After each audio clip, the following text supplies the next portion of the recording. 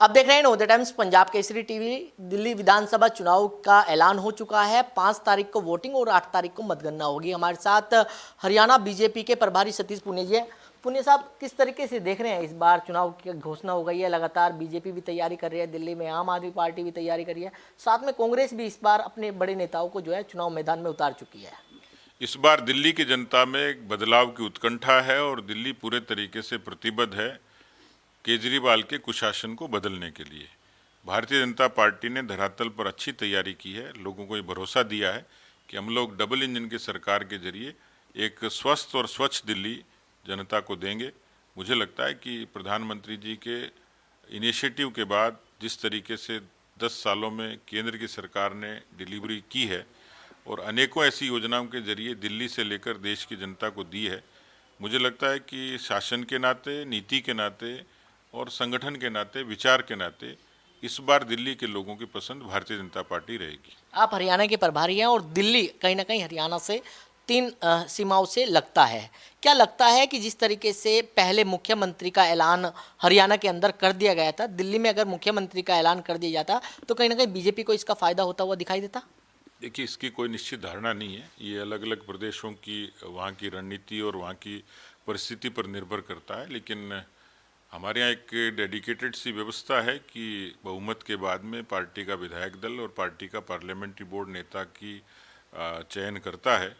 वो निरपेक्ष तरीके से होगा, इसलिए हमारे लिए ये अहमियत नहीं रखता कि चेहरा कौन होगा।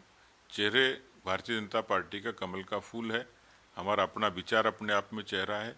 केंद्र में मोदी जी जैसा एक बड़ा नेतृत्व हमारे सबके सामने है। तो मुझे लगता है कि भारतीय जनता पार्टी संगठन के नाते जीत दर्ज करने के लिए इक्वली कॉम्पिटेंट है दिल्ली में। आम आदमी पार्टी कितनी चुनौती है दिल्ली में, क्योंकि आम आदमी पार्टी की सरकार है। अब चुनाव से पहले उन्होंने कई वादे जो है जनता से भी किए हैं। मुझे नहीं लगता कि अब वो जो जितने कुकर्म उन्होंने कर दिया वो चुनौती के रूप में भी कहीं रहेंगे।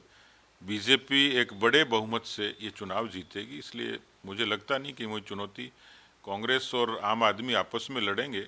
उसमें दिलचस्प ये होगा कि दूसरे नंबर पे कौन आता है। हरियाणा बीजेपी के नेताओं की क्या भूमिका दिल्ली विधानसभा चुनाव में रहने वाली है? किस तरीके से चुनाव प्रचार किया जाएगा? क्या जिस तरीके से समुदाय को इकट्ठा करने के लिए क्या जो उन नेताओं की ड्यूटी जो है उस तरीके से लगाई जाएगी?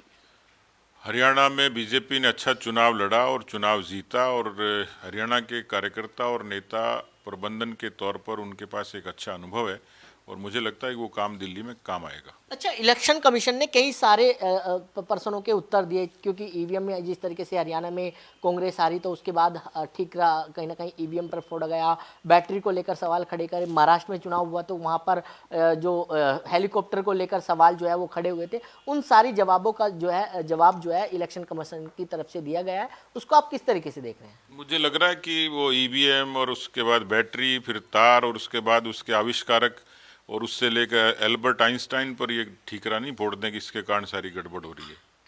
तो बिल्कुल, ये थे सतीश पुनिया जिन्होंने खास बातचीत की। दिल्ली से कमल कुमार कंसल, नवोदय टाइम्स पंजाब केसरी टीवी।